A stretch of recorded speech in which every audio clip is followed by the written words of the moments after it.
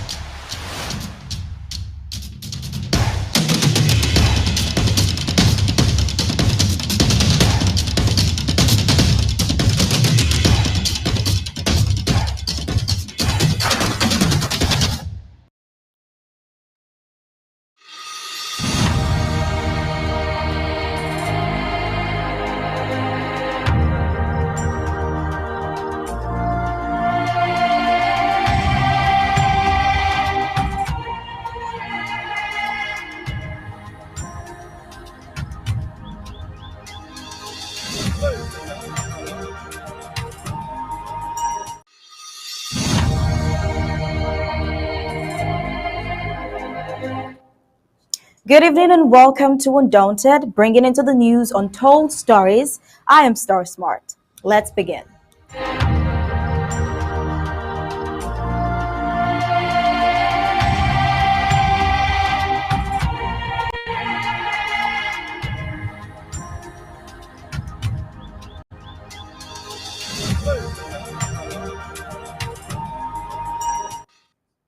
On October 24th, 2020, gunmen stormed Mother Francisca Bilingual Academy, a private school in Kumba's Fiango neighborhood of Meme County. No one claimed responsibility for the killings, but the colonial government, without any hesitation and or investigations, blamed Ambazonian freedom fighters who have volunteered to defend the integrity and national sovereignty of Ambazonia. But their footsteps, when we see them, La République du Cameroon has not changed her strategy. While the subversives in Ambazonia tries to weaken the struggle, the interim government does not relent in strength to achieve its goal, Boya. Tonight, we see some very articulated and factual statements my patient Abiedo makes in a bid to take off all the distraction within Ambazonia that is making it harder for Ambazonia to gain freedom. And it couldn't be any more true and accurate. Well, interesting to know that on Saturday marked the end of every county draft with the Federal Capital Territory of Ambazonia Fako County drafting. And bigly too, a whooping total over 80,000 US dollars. The last two drafts were 2B for HSS and the last department, but an important information reaching Undaunted from the Department of Finance and Resource Mobilization and the National Treasury says Award 22 is formally suspended until further notice. And into our stories tonight, the reoccurring story of the Inchang kidnap comes to what you can call an end as the abductors who claim to be Amba fighters released the 9 that were in their custody. This kidnap from the start has been very vague and blurry. But Barrister Tim Mbesia had some very important details that well explains some ambiguities of the story and we'll bring it to you in tonight's Undaunted. These and many more we have for you tonight, so stay tuned and as we bring you the prime headlines.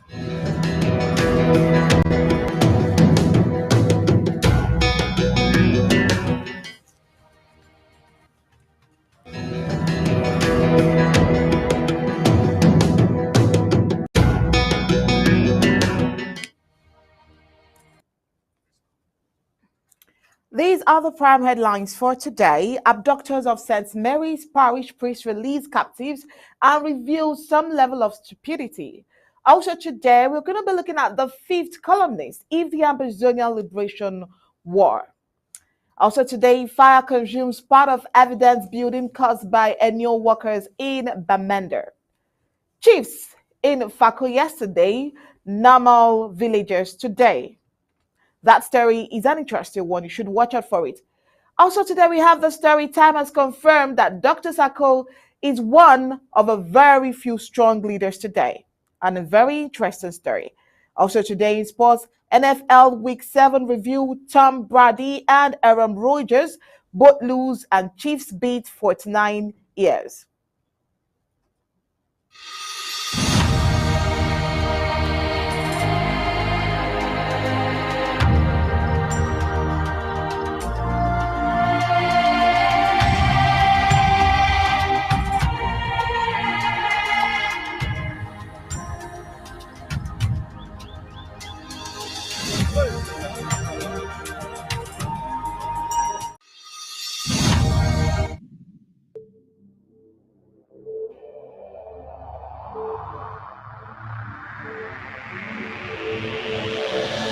The media greatly influences society. They inform people about what is happening.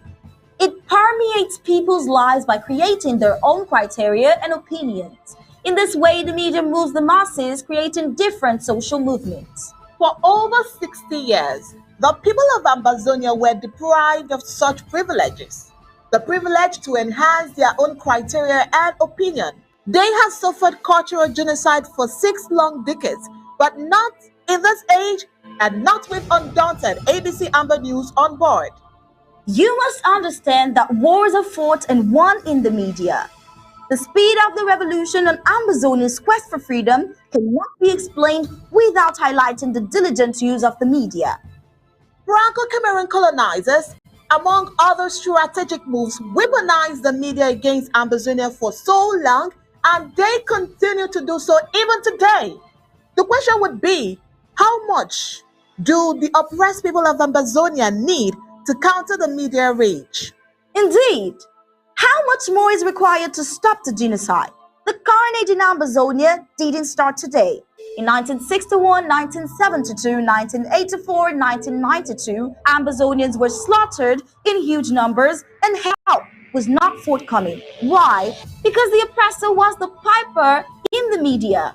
The good news is we have what it takes to dictate the pace.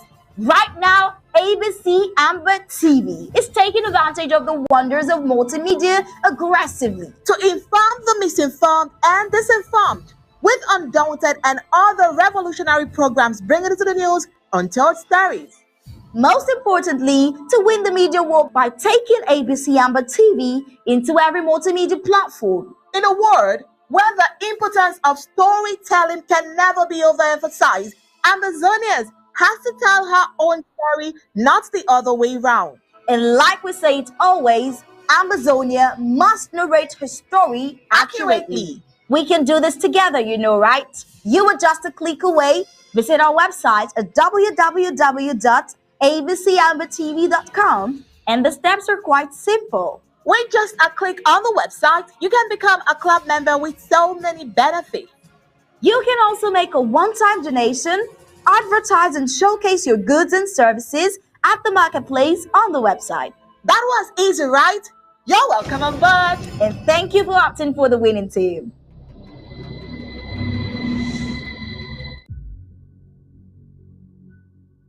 We the people, Abcambatv, Amazonia Broadcasting Corporation. The voice of the voiceless, the voice of Amazonia, connecting the world from Africa. With untold stories, Africa's best.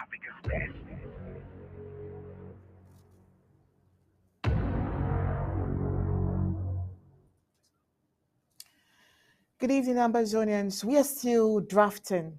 Oh, we are done drafting and we're excited about the results.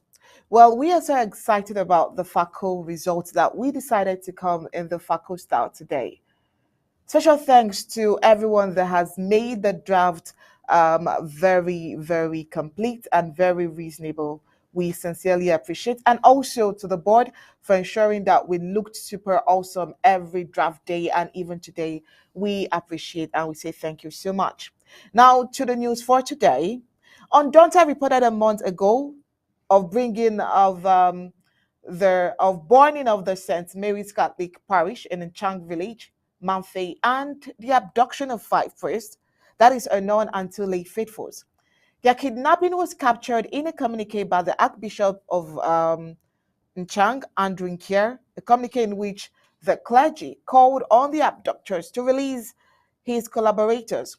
Another outing of the Archbishop later stated that the abductors were requesting from church offering the sum of 30 million francs CFA for the release of the kidnapped. His lordship vehemently stated that the church is not willing and will not drop any franc to the kidnappers and his collaborators be released.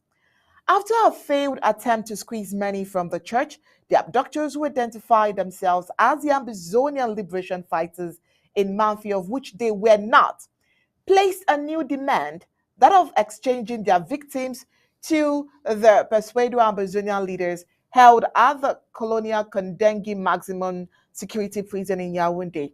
Now, according to intelligence reports, they were not Amazonian restoration forces, but paid gunmen to sabotage the Amazonian restoration fight. The faithfuls arrogated a month ago have been released, thanks to God, but under what condition? Now, the kidnappers said, until imprisoned, Amazonians at the Kandegi maximum security prison in Yaoundé are set free. The captives will not be liberated. So, why are the Christian faithfuls released even when the Yaoundé was mute? Given that it has been investigated and certified that this group of bandits are not Amazonian Restoration Forces, who then are they? And why are they usurping the name of the forces?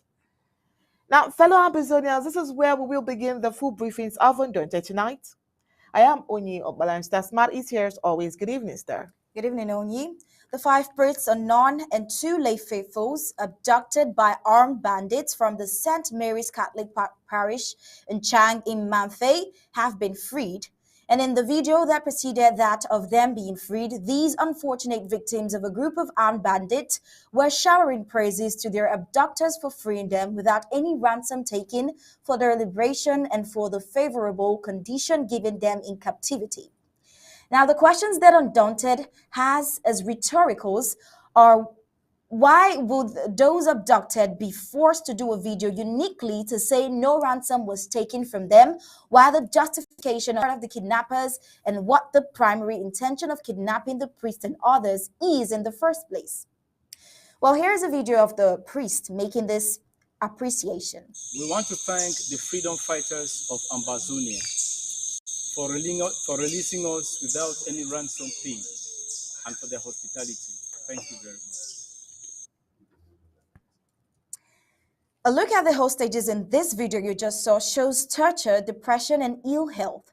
Yet the spokesperson, frail looking in the video, is rather thanking his kidnappers for keeping them under good conditions in captivity. What a display of stupidity and unprofessionalism on the part of these armed bandits, because they're merely further exposing themselves as a group of imposters. Before the production of this video, the kidnappers had fast forgotten that a week ago they released a video depicting misery on the part of the priest and other faithfuls under captivity. And when I saw this other new video, that's exactly what I thought about. A video that Reverend Father Cornelius attested of the deplorable condition they were subjected to as he begged on the church hierarchy to comply with the demands of the kidnappers for their release. And we brought to you this video. So far, it has not been easy. This is what he says. If you see our faces, we're not happy. We are only begging, my Lord, that you should do everything possible for us to come out of here free. It is a matter of do or die. As you can see, I have been very sick and my brothers are not feeling fine. So, my Lord, help, let's leave this place. Listen to these boys and do what they want, my Lord. These were the exact words of Father Cornelius crying for help in the previous video a week ago. Only a group which is not well constituted will do such video blunders repeatedly.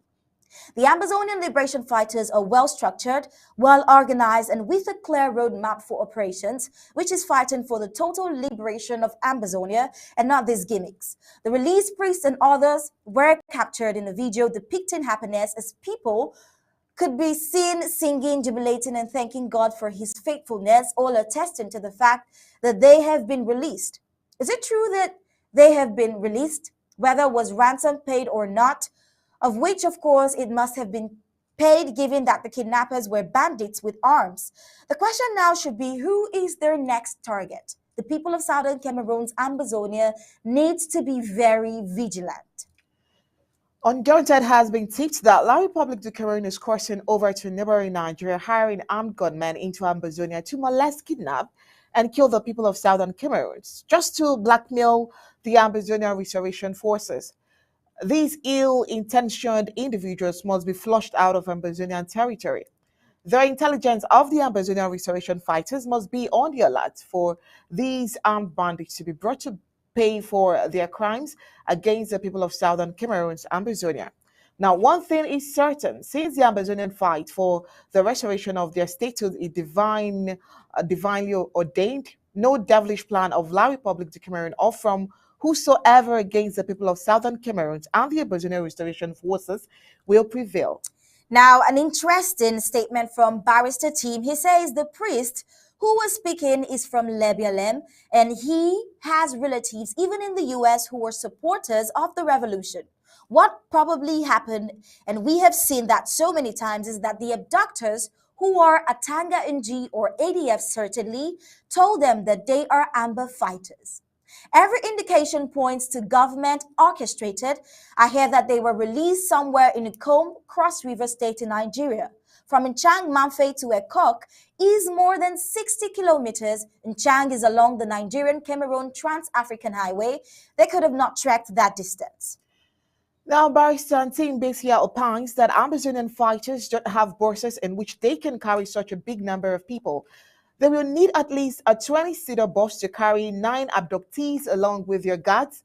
The whole thing looks like the Regina Mundi scam. Remember that scam? Now, she's said to have been abducted in Mancon, but she and her car were flown back in a helicopter, allegedly from somewhere in Momo.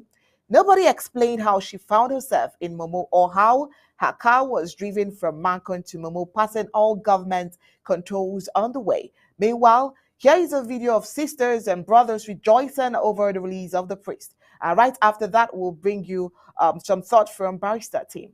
Don't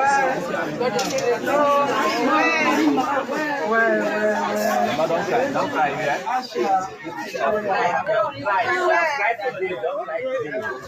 Don't cry again. We are over. Yes. You have cried. You have cried. You have cried.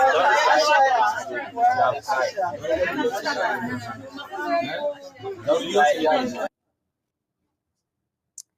Now, in our context, All right, before we get into our next story, let's get to hear the thoughts. And we've heard the opinion of barrister team. Let's get to hear what he has to say more. Barrister Ambassador, nice to have you here on Undaunted tonight. Oh, thank you, Undaunted. I'm back here to give you my thoughts. And thank you for quoting me rightly. Yes, please. Concerning the release, you had your own narrative, which is quite interesting. And if we place it side to side, logically, we can see that what you have said is the truth. Could you throw in more light, please? I come to this particular incident with some type of different experience. For those of us who know Manfe, and they know where Nchang is, and they will know where Bisongabang is, you relate back to another incident a few weeks ago, the burning down of the hospital in Manfe. The hospital in Chang, where this thing are separated less than 3 kilometers apart. In between the two institutions is Bisongabang. In fact, the hospital is also in Bisongabang. What used to be Bisongabang Airport is now the largest military base in Manfe. So in Manfe, Bisongabang Airport is stationed the army with all the equipment that they will need to fight anything in the world. In fact, they were stationed there originally to combat Nigeria, to restrain Nigeria from coming across. So they have all the equipment, they have everything that they need. Nchang, Bisongabang, is located along the highway, the Trans-African Highway that goes across right to Nigeria. So it is one of the best roads that you would imagine in the whole of Ambazonia, in Cameroon, in West Africa.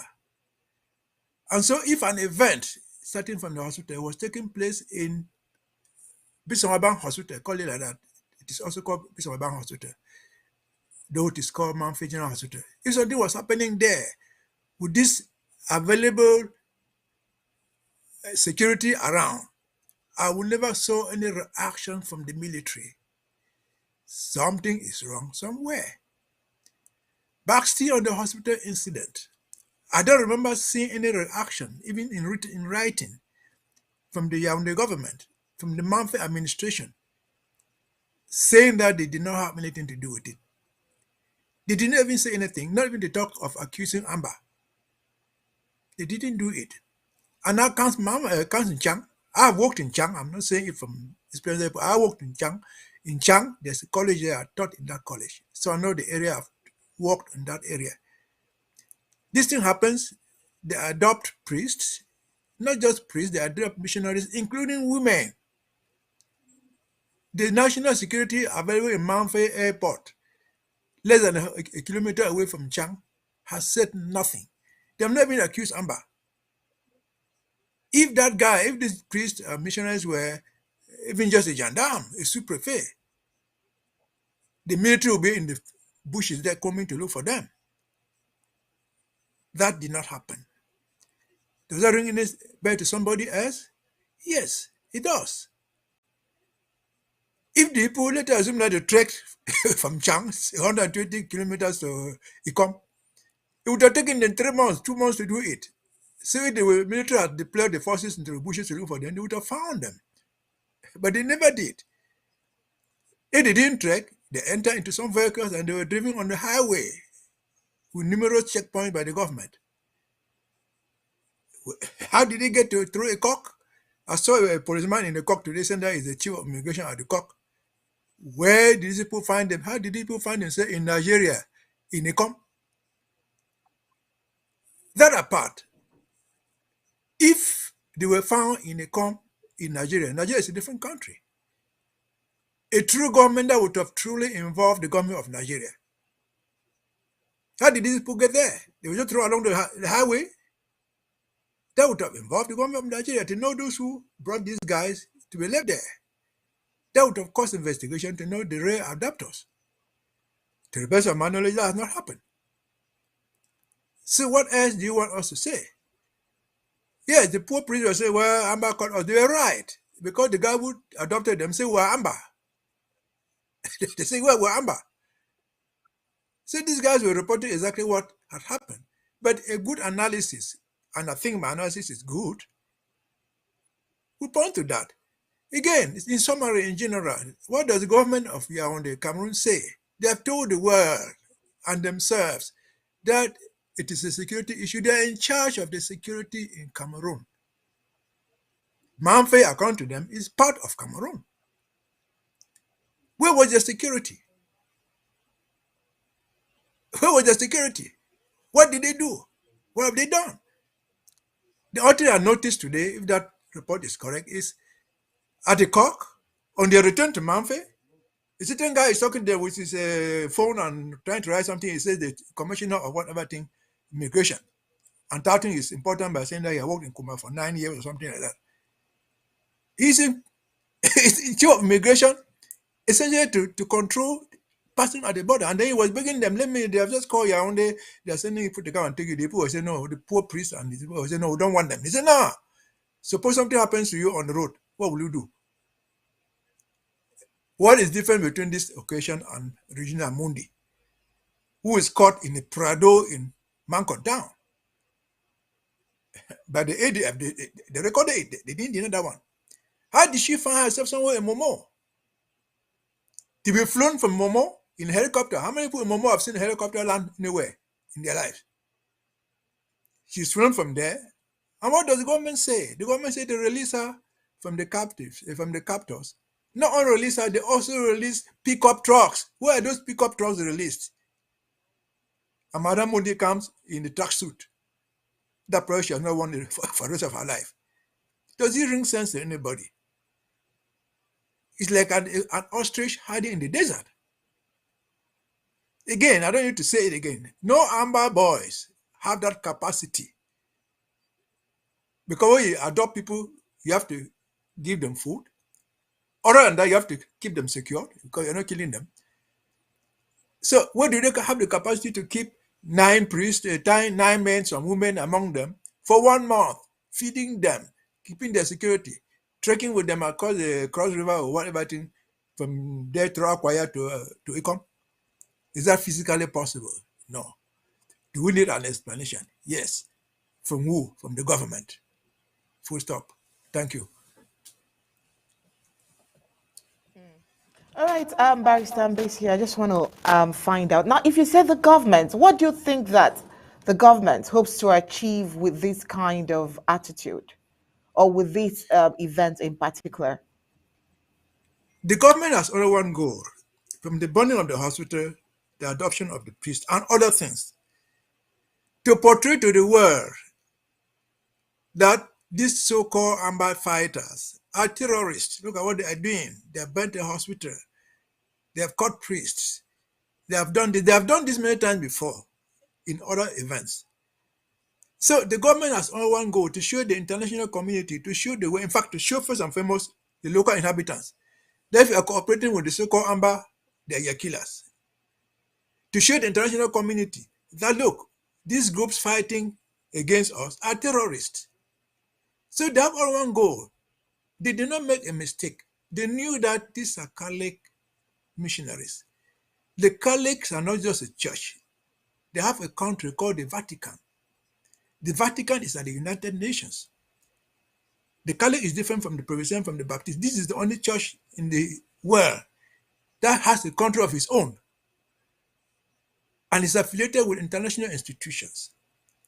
So their goal, I think I'm also right, is to tarnish whoever is fighting them, to paint them black. Did this thing just happen by coincidence to the so-called Canada talks? Was it a coincidence? Was it just a coincidence that happened when they withdrew from the so-called Swiss-led negotiations? Maybe. But analysts will say no. You can link, you can put the full stops, you can put the commas, and you come out with an answer. That's their goal. We're speaking now in a public place. They can quote me, and I hope they're seeing me.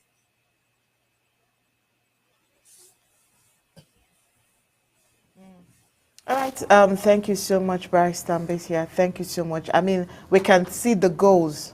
I will just keep watching to see how far they'll go with their goals. All right. Thank you so much for coming on Undaunted tonight. We hope to have you some other time. I mean, you've been talking since 6 p.m. Amber time. I mean, I think that we should allow you to go rest now. Thank you so much, Barrister Ambesia. Thank you for having me. We the people, Abcambatv, Ambazonia Broadcasting Corporation. The voice of the voiceless, the voice of Ambazonia, connecting the world from Africa. With untold stories, Africa's best.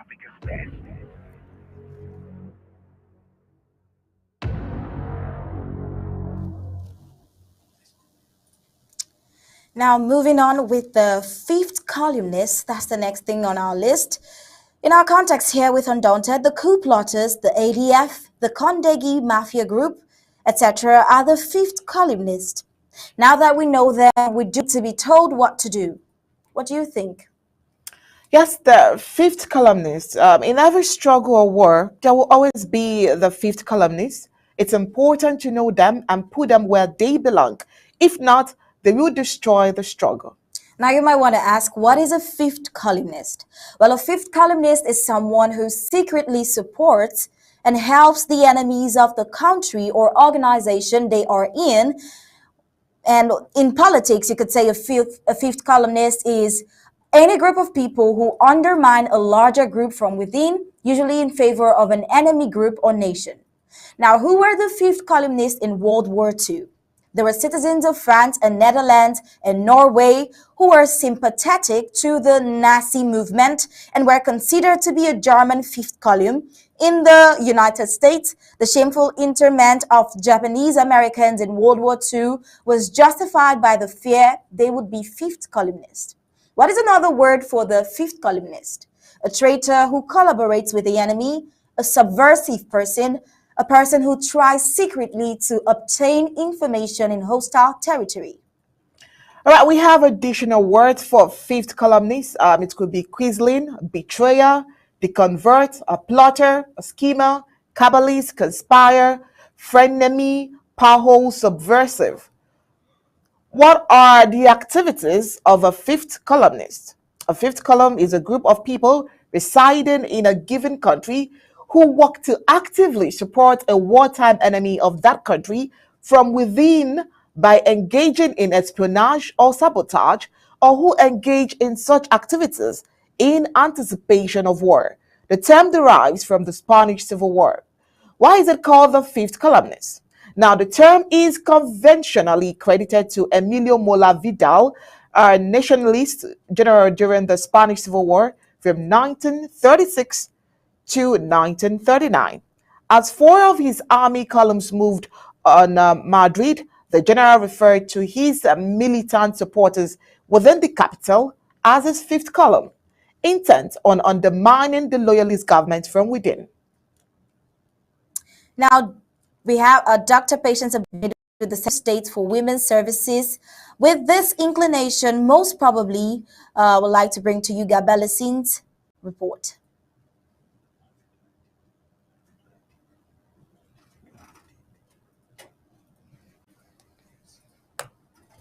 Fastest pathway to a peaceful negotiated settlement in 2023. An exclusive by Dr. Patience Abcambatv. Message to Mr. Ayuktabe, Mrs. Marianta Jomir, and Mr. Chris Anu. You are all products of the divide and conquer policy of La Republique de Cameroon, consciously or unconsciously. If you care for the people of Ambazonia and want the international community to recognize Ambazonia in 2023, you should do the following. 1. Apologize to Ambazonians for the false information propagated about President Saka that led to the creation of 3 breakaway dysfunctional groups from the interim government. 2. If your pride or ego is too big to do so, simply stop deceiving Ambazonians. There is only one legit government. Leader is Dr. Samuel Ikome Sako, with the mandate of the majority of Ambazonians, and you know that. 3. Return to the interim government and support your LGA/county, not just with words, but financially as well. 4. If you are not able to do 1 to 3 of the above, take a sabbatical from the struggle. It's an honorable thing to do. Message to Mr. Bell Hubbard and Mr. Akwanga. Just support the winning team that is taking us to Boya, the interim government. If you do so, the international community will not use the excuse that we are divided, and La République du Cameroon will not claim that they do not know whom to speak with. Support your LGA/county. When we get to Boya, you can create your political parties. Ambazonia shall be a stable democracy that welcomes pluralism and diversity. Message for Mr. Chowayaba. You are causing a lot of pain on our already embattled people and also tarnishing the reputation of a legitimate struggle by organizing kidnapping for ransom. Stop this terrorist act immediately. Take a sabbatical from the struggle because you really don't have anything to offer but pain to our people. Your actions in the home front through the ADF AGFC Disunity Unity Palace Warriors testifies that you are in bed with La République du Cameroon. That has led to the demise of many of our brave children. Message for ARFs and any pro-independence fighters. Stay focused on one enemy, La République du Cameroon. Don't kill your fellow ARF. Don't trust ADF or these unity warriors who are working with La République du Cameroon and Ayabacho. If you want to see Boya soon, continue to work with your LGA/county and listen to the CIC, President Sako. He has never failed you. Like he said in his recent address at a successful FACO draft, do not be deceived by the $100 scholars who want you to become their slaves and ask you to make videos. Remember, soldiers without a government are considered terrorists. Ambazonians all over the world, there is only one legit interim government, and it is the people's IG. The president is Dr. Samuel Ikome Sako. It is called the People's Interim Government because it is an institution with broad-based structures with different tiers through arms of government with many volunteers, in contrast to the one-man show syndrome of many groups.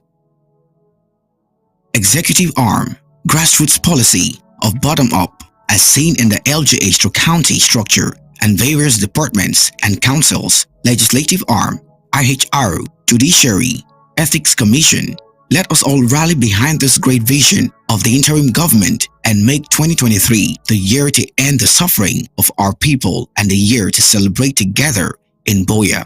Long live the Federal Republic of Ambazonia, short live the struggle. We're told Dr. Patience Abiodun did this write-up in commemoration of the Ngarbu massacre. Today, October 24th, 2022. Gab Ellison reporting for Undaunted, ABC Amba News. Now, today, October 24th, 2022, Amazonians home and abroad remember the sad saga, the Kumba massacre of 2 years ago. Unfortunately, the perpetrators, La République du Cameroon, in their heinous crimes against humanity and in a bid to cover up their evils, sought a few months later to victimize victims in a supposedly trial. Let's get a flashback for that moment. The Kangaroo Military Tribunal, controlled by the colonial government of the Cameroon, sentenced 4 people to death last year in a trial marked by procedural irregularities for the Kumba massacre of Meme County in Ambazonia 2 years ago. It is important to highlight that the attack in Kumba killed 7 children and injured at least 13 others. There are 12 defendants on trial before the Boya Military Court since December 2020, including the school owner, principal, and 4 teachers. The court found 4 guilty of terrorism, secession, hostility against the fatherland, murder, possession of illegal arms and ammunition, and insurrection. It sentenced 4 other defendants to 5 months in jail and a fine of 50,000 CFA. That is 89 US dollars. for allegedly failing to report receipt of a threat from separatist fighters. The court acquitted 4 others, in addition to the use of a military tribunal to try civilians. The trial was marred by serious procedural irregularities, such as violating the rights of the accused to challenge the evidence against them and to present evidence in their own defense. Now, 2 teachers were acquitted. Victims of the Kumba massacre have a right to expect an effective investigation and for those responsible to be brought to justice in a fair trial. This was said by Ilaria Allegrozi, senior Africa researcher at Human Rights Watch. Instead, Cameroonian authorities seem to have railroaded people into a sham trial before a military tribunal with a predetermined outcome, capped with the imposition of the death penalty, which is unlawful under international human rights laws. Now, on October 24, 2020, gunmen stormed Mother Francisca Bilingual Academy, a private school in Kumba's Fiango neighborhood of Meme County. No one claimed responsibility for the killings, but the colonial government, without any hesitation and investigation, blamed Amazonian freedom fighters who have volunteered to defend the integrity and national sovereignty of Amazonia. Defense lawyers described to Human Rights Watch their multiple procedural irregularities at the trial, including their inherent lack of independence and fairness of the process that civilians face before a military tribunal. The defense was not allowed to cross-examine witnesses. The proceedings were not translated from English or French into the pidgin English spoken by most of the defendants. The accused were arbitrarily detained, and the use of death sentence is of concern. The entire trial was predicated upon circumstantial evidence as opposed to real evidence, and throughout the trial, the prosecution brought no witness we could ask questions. Atol Water Kemi, the leading defense counsel, told Human Rights Watch. Now, defense lawyers said that the prosecution presented all its evidence in written statements without calling any witnesses to be questioned on their statements. Section 336 of Cameroon's Criminal Procedural Code allows written testimony if a witness cannot appear in court. Such exceptions should be rare and limited to occasions in which it is not possible to produce the witness. Now, such evidence should also require corroboration. To base a conviction solely on predominantly on the untested hearsay testimony of absent witnesses violates fair trial standards. Among the defendants were 4 teachers of the Mother Francisca Academy, the principal of the school, and the owner of the school and her husband. On the day of the attack, Chamberlain Ntundong, the government senior divisional officer for the Meme Division, an administrative area that includes Kumba, ordered the police to detain the owner of the school and 2 teachers at the Kumba police station to ensure their safety. Citing potential risk of reprisal by the community, but victims' family members and Kumba residents told Human Rights Watch that it was unlikely that anyone would want to harm them. These teachers should have been brought into the trial as witnesses, not as accused persons, said Ikose Daniel Etongwe, a defense lawyer. 4 days after the massacre, Cameroon's communications minister said their security forces had killed a separatist fighter who was allegedly among those responsible. In February, local media reported that the army spokesperson had announced that elements of the Rapid Intervention Battalion the Intervention Rapid, an elite army unit, killed another separatist fighter known as Above the Law, who was also allegedly involved in the Kumba school killings. Defense lawyers said the prosecution didn't inform them about those killings, nor was this evidence mentioned in the preliminary investigation. During the trial, no reference was made to these military operations. No connection was established between the alleged fighters killed and the defendants, and the defense did not have an opportunity to raise any question about those killed. Defense lawyers said that one of the 4 people sentenced to death admitted that he was a former separatist fighter.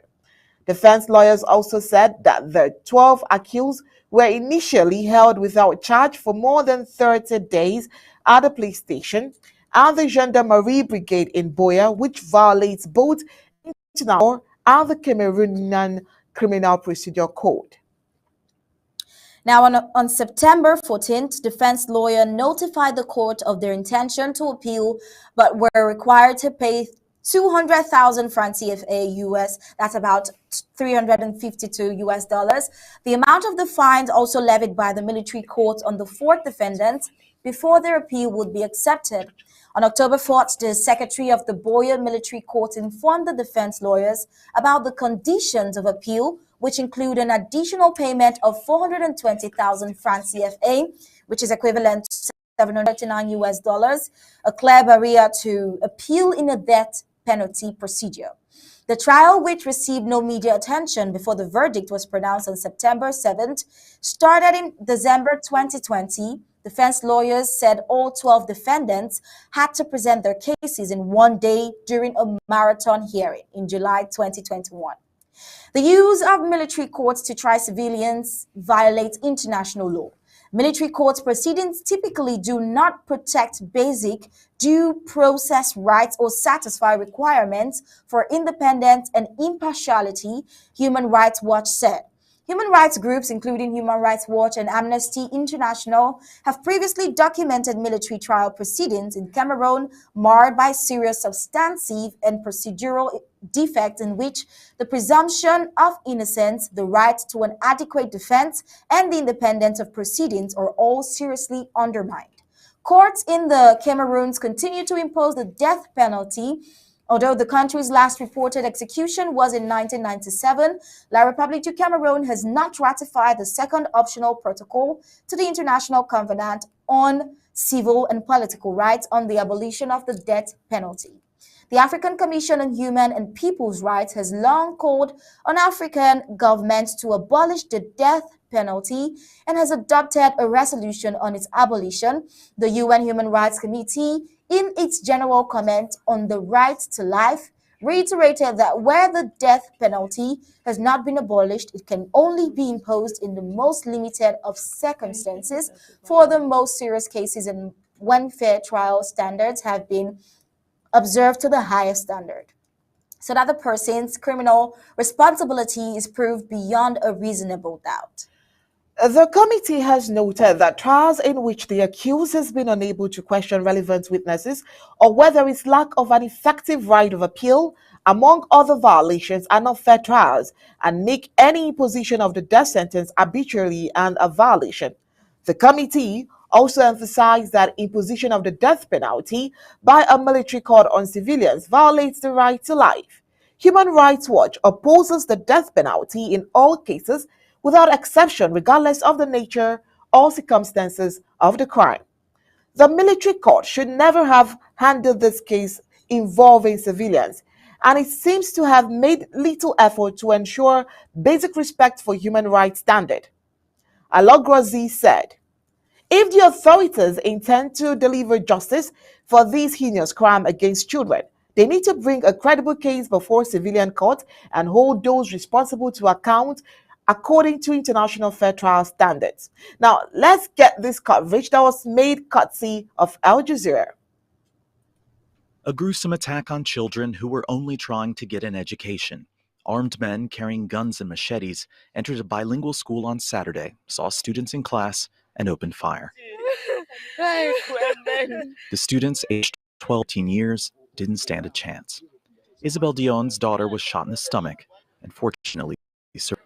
When I ran in there and I met my child, she was helpless and she was shouting, "Mom, please help me." And I told him, it is only your God that can save you now. This act of violence against a school and school children could constitute a crime against humanity. No group has claimed responsibility. People were crying. People were shouting. It's unclear whether the attack was linked to separatist fighters active in the Southwest and Northwest, two English-speaking provinces that have long complained of discrimination by the French-speaking majority. Think about it that sort of symbolically, that we have a bilingual school that represents a united Cameroon being attacked and children being the victim of something that really was not their fault at all. It's horrific, it's gruesome, it's an escalation that we have not seen yet in the Anglophone crisis in Cameroon. Anglophone separatists have boycotted public schools for the past 4 years as part of their protests against President Paul Biya's government, leaving hundreds of thousands of children out of school. Earlier this month, the boycotts eased and schools reopened, only for students to fall victim to this attack. Andrew Chappelle, Al Jazeera.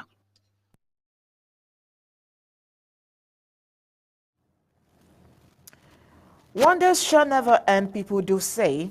When those who are being looked upon as solution providers turn to be those responsible for the problem people face, then there is need for a call for concern. Workers of Enio Cameroon, a colonial company responsible for the supply and maintenance of electricity, have caused the burning of all wiring and the destruction of 12 meters at the evidence building city chemist roundabout in the chief town of Mazam County. How come that workers of an electricity connection do run connection to the point of provoking a short circuit? What is the criteria for recruitment in this colonial company? Part of evidence building at the City Chemist roundabout was on fire Sunday, October 2022, as workers of the colonial NEO Cameroon company were carrying out some connection works. Now, thanks to the way the building was designed, the whole structure could have flames. The fire, however, being managed with unconventional means and the use of the few fire extinguishers available, consumed all the 12 power meters, electrifying all the apartments. The decking over each and every apartment prevented the fire from escalating to other compartments of the building. Since the fire outbreak yesterday, the same workers who provoked the fire at press time have not been able to restore the damaged electrical connections. With the way workers are being recruited into such parastatals and other institutions, given the corrupt nature of La République du Cameroon's government, such occurrences are bound to happen. Recruitment in Cameroon is the basis of nepotism, family ties, and bank account status. Economic operators operating from the building and depending on power supply are, as a result of bad work from these unscrupulous colonial and neo workers, are stranded as part of the way forward, given that these workers are unable to give a time frame for the repairs. Now you can see the fire. The Evidence building on fire. Ma make a sena na sena.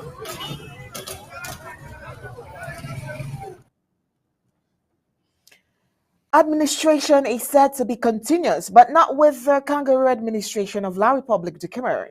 It is an administrative challenge with appointed colonial administrators with La République du Cameroon government. The moment they come into office, their first step will be to look for lapses with their predecessors and expose them. The present colonial senior divisional officer for Fako County is annulling all the decisions his predecessors signed, creating villages and installing new chiefs. What an inconsistent regime, you would say. Southern Cameroon's Ambazonia do not want to be part of such a government. It is not an administration with a sole reason to extort money from poor and ambitious people of Southern Cameroon, even when they know it wouldn't be sustainable. Now, sanity is about to be restored in Faki following the creation of some fake villages with the installation of chiefs to these villages by the previous colonial Fako administrator. A total of 48 fake villages have been identified so far. Fako County, with Boya local government area topping the chart with 25 fake villages. Victoria 1 local government area is next with 15 fake villages, and Tico with 8. Now, while the procedure of correcting act motivated by greed of the former colonial Fako administrator, some of this have been called up for questioning. Talking on a media organ in-house slave Dorothy Lemunga Juma opines that it really is in Moya court area of Boya in a existing village, but the chief is not from Fako. We have the case of Wakaka. Wakaka is in Bojongo court area, but the chief is from Likombe village. What this cleansing All what those concerned chiefs invested to be installed village heads have gone down the drain, and at the end, it is La République du Cameroon that is winning. A total separation from La République du Cameroon is the only way for Ambazonia to be free from further exploitation. Now, you can see the video, the picture of the list of these fake villages and their fake heads.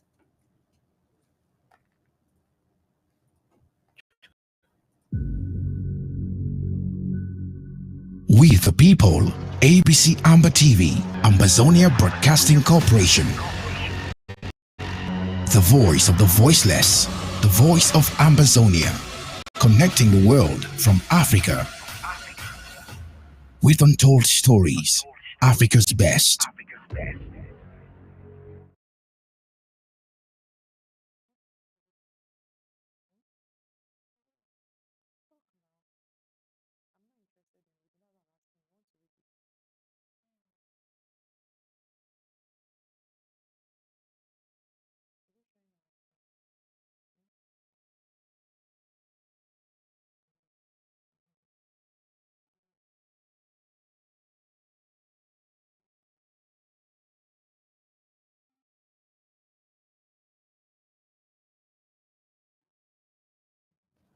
All right, those are the chiefs and the villages that they represent.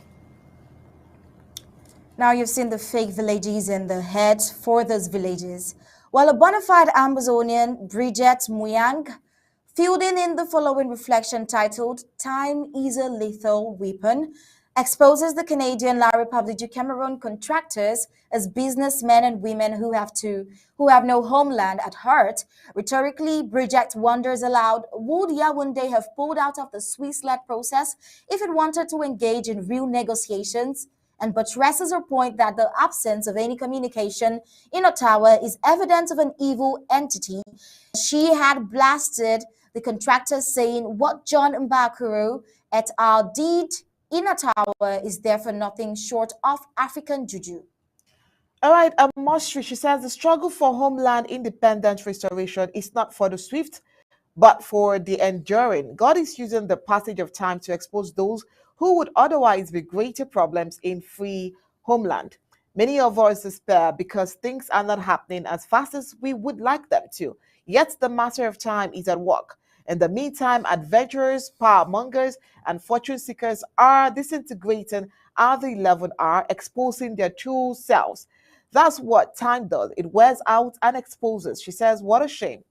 Two, people who never admit their errors and mistakes are to be dreaded and avoided. They will deny their every commitment tomorrow when under a little sustained stress. They are given an opportunity to take a bite at the yam. They have no convictions, values, and principles. This Ambazonia is an academic discipline. They discuss, debate, vacillate, waver, and change positions or compromise principles in the name of flexibility. We are a nation at war. Pragmatism is what is required. Simple logic, not algorithms, even this time is exposing. Now, continuing on her reflection on time is a lethal weapon, the third is, she says, I have never been afraid to acclaim President Sako. He has chosen the path that makes sense in the most esteemed halls of revolution, diplomacy, and even academia.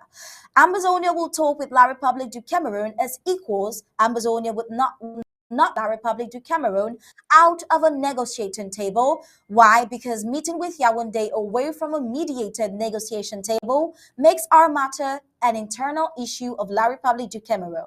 Isn't that why the Swiss initiative was endorsed by the international community? Saka would not hold even exploratory talks with Yaoundé out of the framework of the SLP. Those who stoop low and go for less make themselves enemies of the cause. Time has confirmed Dr. Sako as one amongst very few leaders. Now, the thought, what did they say exploratory talks? What are they exploring for? Ministerial portfolios in Yaoundé? Is anybody in doubt that Ambazonia and La République du Cameroon each want? Is anybody in that what they want? Are these explorers under any illusion that Yaoundé will hand over homeland to them because they muddied the water? They muddied the water for the interim government. Would Yaoundé have pulled out of the Swiss-led process, SLP, if it wanted to engage in real negotiations? It has taken time for these to be exposed. Just imagine where Amazonia would be if we had trusted these vociferous, loud-sounding wimps. Do not trust a man who believes he should be trusted and confided in even when everybody is skeptical of his situation. If he were up to any good, he would understand why the leader will not take him into his confidence. With time, even he will discover his hollowness. Fear anybody who insists on giving instructions when he should make suggestion is marks of arrogance and excess self-belief. 7, she says, disregard any man who believes that his leader has failed simply because things are not happening as fast as he wished. Give him the opportunity and he will realize the boat rolling against the wind with sails up when they should be down.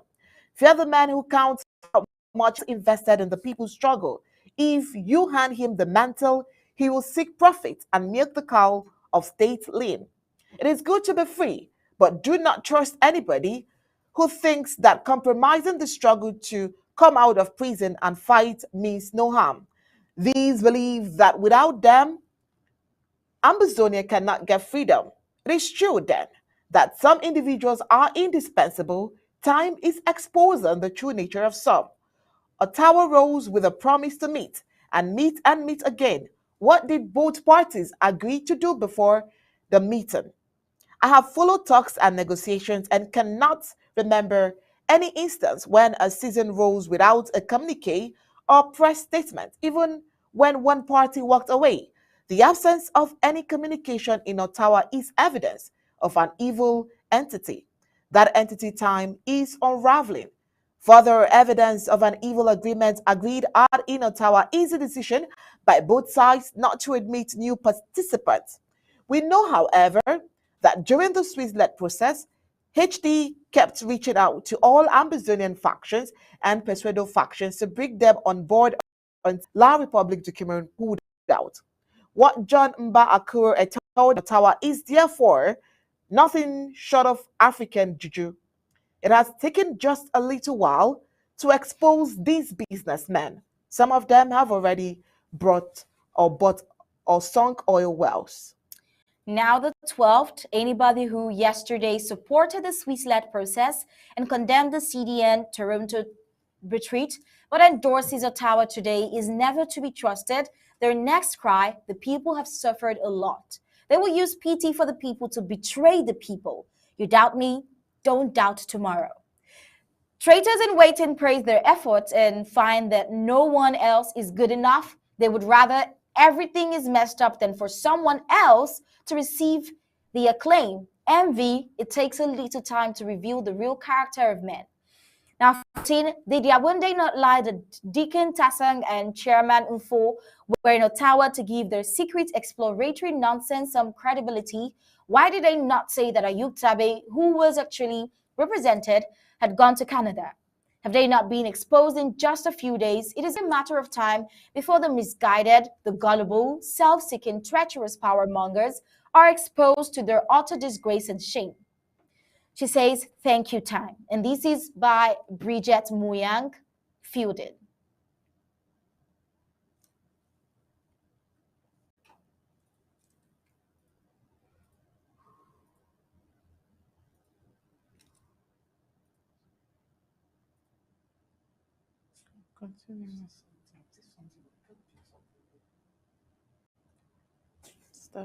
Now on Saturday was the last county draft for the year, the Federal Capital Territory of Ambazonia, Fako County, and as we all expected, the President of the Federal Republic of Ambazonia gave a resounding speech.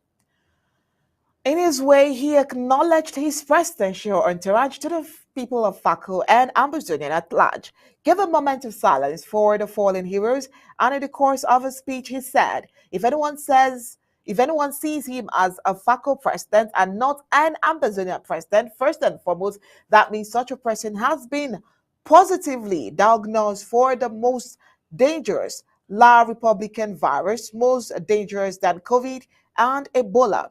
Because La République du Cameroon divided us along tribal lines for far too long, and these lines have become indelible gutters in our collective sight. But he says no more.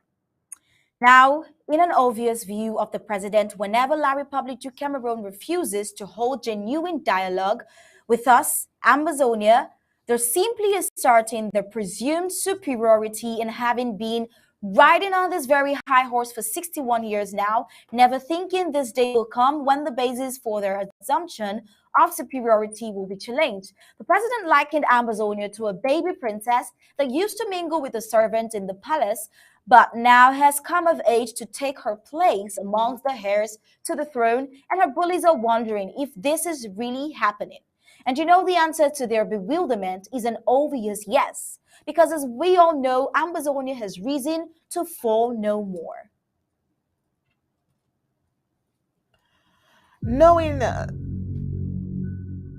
We the people, ABC Amba TV, Amazonia Broadcasting Corporation. The voice of the voiceless, the voice of Amazonia, connecting the world from Africa. With untold stories, Africa's best.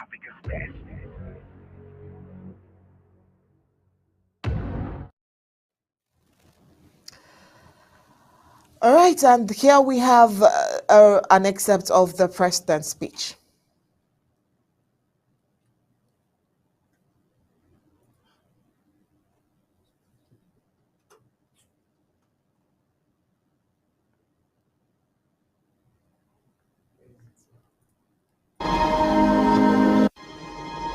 My dear friends and sympathizers of the struggle, in my address to the nation 2 days ago, I explained to you how Dictator Biya of La République du Cameroon and his regime have rejected every opportunity to dialogue with us on the issue of our failed union of two states of equal status. They have always considered us as their subordinates and our relationship with them as one between a master and his slaves. We have been very unequal in a relationship that was designed to be between two states of equal status. As we all know, masters don't consult with their slaves. They order them. To the Franco-Bulu colonialists, we are subhumans. They think they have the right to treat us as they chose because we belong to them. When we react to condemn what they are doing to us, they feel insulted. In their twisted minds, it is an act of humiliation for La République du Cameroun to be seen talking to insignificant people like us. They spit on our faces and ask us to smile. And when we dare to frown, they come close to our ears and whisper, "Hey, continue to smile or else."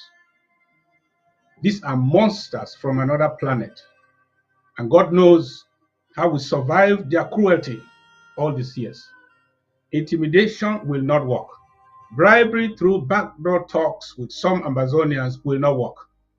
Genuine mediated dialogue is the only possible viable solution.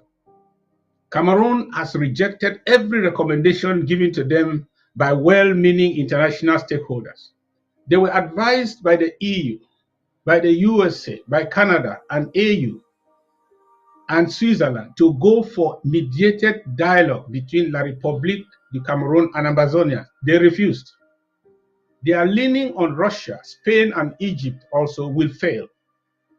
And now that bogus Cameroon initiative in Canada too is another failure loaded. The IG will only take part in mediated talks with La République du Cameroon that will lead to a comprehensive negotiated settlement. And when we take any actions, we not only represent the living, we represent our tens of thousands that have been mercilessly butchered by this barbaric regime of La République du Cameroon in Yaoundé. Let it be known that surrender has been banished from the Amazonian revolutionary lexicon. Dear ARFs of Fako County, our federal capital territory, fellow comrades in arms, you proceed from the lineage of the great Kubali Kenya, the warrior king of the Bakure. If he was alive today, I think he would have endorsed the name Mountain Lion because He was the king of the jungle. I understand the very difficult experiences you have had with past county administration and defense that was headed for too long almost by compromised leaders that siphoned most of our money and did everything to destroy the foundation of this IG under my watch. All we need in return is loyalty to the cause, discipline, and accountability for every support we give to our ARFs across the board. We want to embrace all fighters. He that is not against us is for us. We will work together. We are not drafting FACO today because we want to reward or honor great ARFs in FACO. No. We are here to ensure we can pay for the change we want to see in FACO. My dear warriors, you are our soldiers, the soldiers of this liberation war. And therefore, if anyone will take us seriously in this liberation struggle, it is because of your brave ground action. We honor your sacrifices. Any thought of dialogue will be driven by the costly economic and human sabotage you inflict on the enemy as she continues to parade parts of our territory. At this juncture, it is not who you like, but who you trust will not betray you or sell you, who will stop at nothing to sell you to the enemy. They come in all forms and shapes. I call them $100 callers. As your CIC, I call on you all to be disciplined and loyal. Do not sell this match to cheap spoilers. Let our journey to Boya begin tonight. Viva the great people of FACO County. Viva the brave Ambazonia Restoration Forces. And God bless our beautiful country. Thank you. All right, thank you so much, Mr. President. We are still in the spirit of celebrating FACO and the success that was recorded over the weekend. All right, coming up next, we have something by Don Juan Obi. Steph Smart has that for you. In tonight's editorial, we'll look at critical A to Z's why the interim government's leadership of President Samuel Ikome Sako could not attend the Canada invite by Don Juan Obi, the Lord of the Realms. A. It was a low-level meeting with second-tier French Cameroon's delegation handpicked for their disposition rather than rank and file in authority. B. The French Cameroon's delegation had no political mandate nor power conferring resolutions to formalize engagement and undertakings.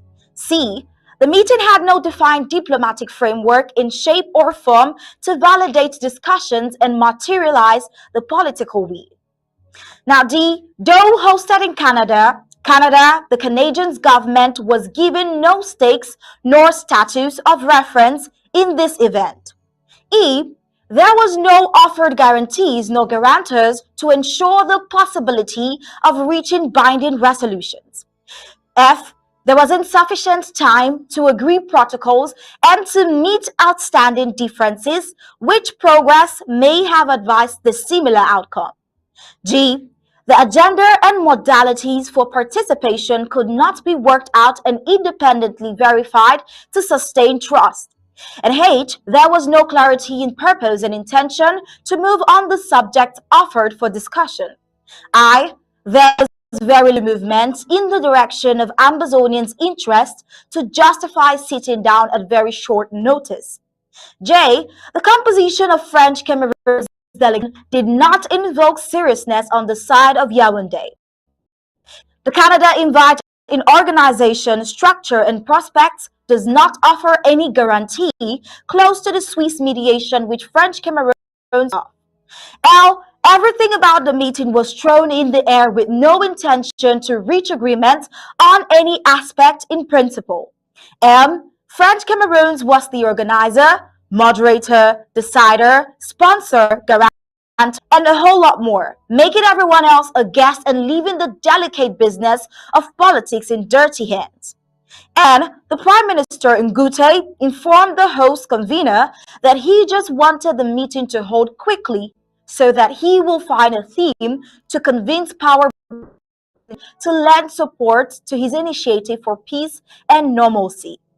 Oh, there was no clear mandate to engage nor authority to decide which would have induced trust and demonstrate commitment at the highest level. P. It was a gathering or platform which attendance reaffirmed the participants' Cameroonians' identity and status more than justified cause for political settlement. Q. The convener could not guarantee participation nor observation by the United Nations and or credible third parties. R. Invitations did not follow official channels, which diplomatic courtesies and conventional practices. S. Amazonia was not on the agenda nor was it presented. T. Prime Minister Ngute acknowledged that he lacks the power to enter into binding contracts and agreements on behalf of French Cameroons. U. Subjects, timelines, and scope of discussion could not be altered nor independently followed through. V. The fact of ongoing killings at the home front and the grand intention of these meetings are parallel. W. The outcome depended on the whims of Yaoundé's politicians who never keep to promises nor honor their words. X. Attendance would have conveyed victory to French Cameroons for pulling out of an internationally backed Swiss mediation and succeeding in luring the Amazonian interim government's leadership into a monologue. Y. There was no recognition to Amazonia in name, representation, status, or consequence in the gathering. Z.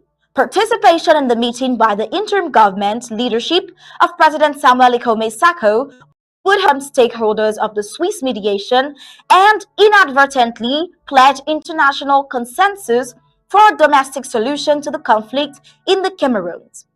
Now, this couldn't be more right.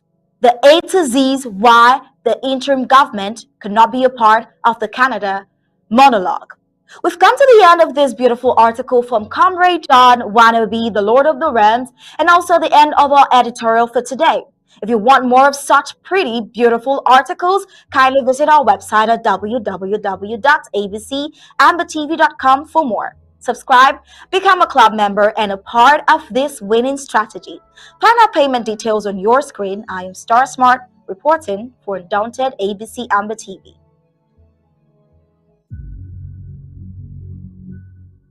We the people, ABC Amber TV, Ambazonia Broadcasting Corporation. The voice of the voiceless, the voice of Ambazonia, connecting the world from Africa. With untold stories, Africa's best.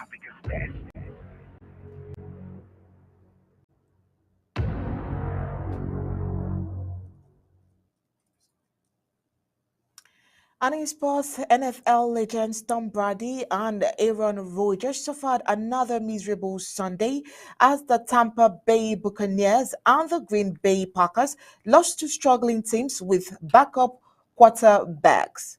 Gab Ellison has more. Latest world sports, American football, NFL Week 7 review. Tom Brady and Aaron Rodgers both lose and Chiefs beat 49ers. NFL legends Tom Brady and Aaron Rodgers suffered another miserable Sunday as the Tampa Bay Buccaneers and the Green Bay Packers lost to struggling teams with backup quarterbacks. Brady's Bucs were embarrassed 21-3 by the Carolina Panthers, while Rodgers' Packers lost 23-21 at the Washington Commanders, making this the worst combined 7-week start by the quarterbacks. The New York Giants won another late nail-biter to go 6-1, and the Kansas City Chiefs won their Super Bowl rematch with the San Francisco 49ers. While two NFL greats start to look their age, future star Joe Burrow produced a record display in an emphatic victory over the Atlanta Falcons as the Cincinnati Bengals began to play more like the team that made last season's Super Bowl. Dak Prescott returned for the Dallas Cowboys, but it was their defense that dominated the Detroit Lions, while the Baltimore Ravens edged out the Cleveland Browns and the New York Jets made it 4 wins in a row at the Denver Broncos. Formula 1, United States GP, Max Verstappen equals win record with late Lewis Hamilton overtake. Max Verstappen fought back to pass Lewis Hamilton to win the dramatic United States Grand Prix and equal the record for victories in a season. Verstappen was controlling the race until a delay at his final pit stop handed the lead to Hamilton and also dropped the Red Bull driver behind Ferrari's Charles Leclerc. The pit problem gave Hamilton a chance to end his and Mercedes' win drought in a difficult season for the team. But the pace of the new world champion was just too much, and Verstappen cut and passed Hamilton with 6 laps to go. The 7-time champion defenseless against the formidable straight-line speed of the Red Bull. Verstappen's 13th win this year equals the record for wins in a season held by Michael Schumacher and Sebastian Vettel, and was sufficient for Red Bull to clinch the Constructors' title for the first time since 2013, securing a double after Verstappen clinched the driver's title last time out in Japan. Ferrari's Charles Leclerc finished third from 12th on the grid, helped by the 2 safety car periods that punctuated the middle of the race, ahead of Red Bull's Sergio Perez and Mercedes' George Russell. Verstappen dedicated the win to the late Dietrich Mateschitz, the team's co-owner who died on Saturday, and which paused the Red Bull's discussions with governing body, the FIA, after being found guilty of breaching F1's budget cap last year. The second safety car was caught straight after the restart from the first, when Fernando Alonso's Alpine crashed into the back of Lance Stroll's Aston Martin, which had moved late in defense against the Spaniard. Somehow, despite his car rearing up into the air at 180 mph, crashing down to the track and then hitting the barrier and breaking its front wing, Alonso fought back from last place to finish 7th. It was a drive that will surely go down in the annals of great Alonso performances, regardless of the outcome of a steward's inquiry into the incident. Gab Ellison reporting from Undaunted, ABC Amber News.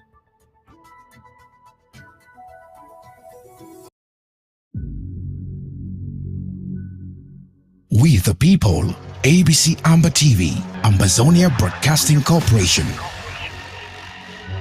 The voice of the voiceless, the voice of Ambazonia, connecting the world from Africa. With untold stories, Africa's best.